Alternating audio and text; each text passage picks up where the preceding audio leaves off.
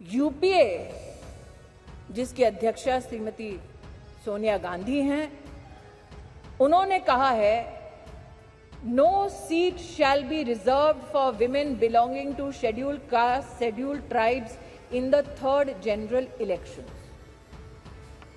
3B पढ़ें तो उन्होंने कहा, प्रस्ताव दिया, no seat shall be reserved for women in the third general election. Congress का प्रस्ताव था कि 10 साल औरतें मेहनत करें, लेकिन 15वें साल में आपका अधिकार आपसे छीना जाएगा।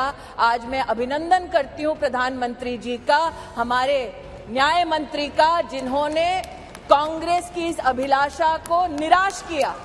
और इसीलिए कल जब ये प्रस्ताव सदन में आया तो कुछ लोगों ने कहा हमारा बिल है, कुछ लोगों ने कहा हमने चिट्ठी लिखी, कुछ लोगों ने कहा कि ये पूरा का पूरा संवैधानिक निर्माण हमारा था।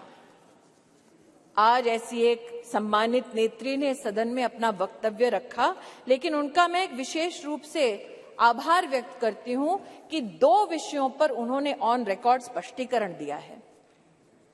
हमको बार बार बतलाया जाता कि एक विशेष परिवार ने 73rd, 74th amendment to the constitution पारित करवाया।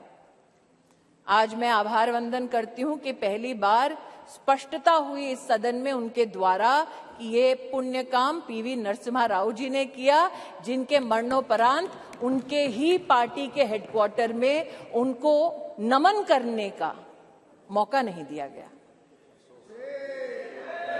दूसरा, ये कथन कि अभी क्यों नहीं और ये वक्त हमारा बिल है तो अभी करिए। तो महोदय, ये उस बिल की प्रति है जिनको वो हमारा कहते हैं।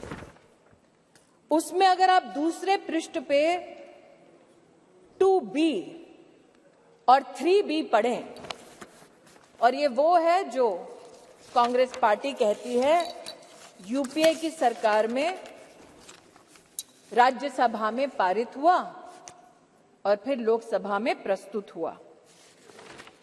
अगर आप इस पृष्ठ पर ये दोनों छंद पढ़ें तो यूपीए जिसकी अध्यक्षा श्रीमती सोनिया गांधी हैं, उन्होंने कहा है no seat shall be reserved for women belonging to scheduled caste, scheduled tribes in the third general elections. 3B पढ़ें तो उन्होंने कहा, प्रस्ताव दिया, no seat shall be reserved for women in the third general election.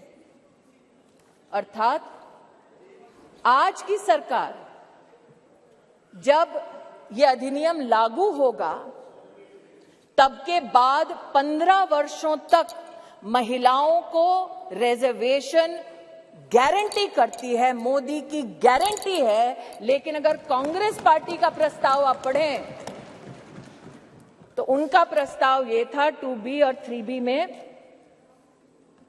कि no seat shall be reserved for women in SC/STs in the third general election, no seat shall be reserved for women in the third general election. Congress का प्रस्ताव था कि 10 साल औरतें मेहनत करें, लेकिन 15वें साल में आपका अधिकार आपसे छीना जाएगा। आज मैं अभिनंदन करती हूं प्रधानमंत्री जी का, हमारे न्याय मंत्री का, जिन्होंने कांग्रेस की इस अभिलाषा को निराश किया।